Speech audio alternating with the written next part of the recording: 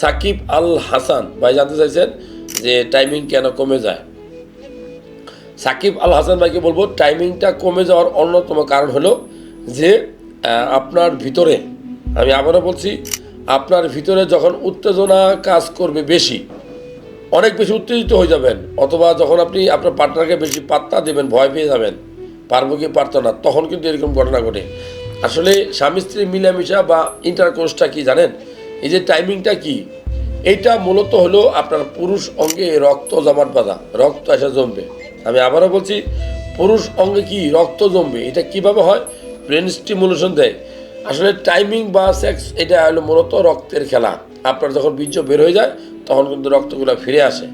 এই জন্য যদি কোনো কারণে আপনার ভিতরে বেশি নার্ভাসনেস কাজ করে, অনেক দিন ধরে আপনি স্বপ্ন এই হস্তমৈথুন করেন, অনেক বেশি স্বপ্নদোষ আপনার হয়, আপনি যদি ঠিকমতো ভালো খাবার না খান, আপনার যদি খারাপ ভিডিও দেখার অভ্যাস থাকে, হ্যাঁ, তাহলে এই প্রি ম্যাচিউর ইজাকুলেশন হয়ে যেতে পারে।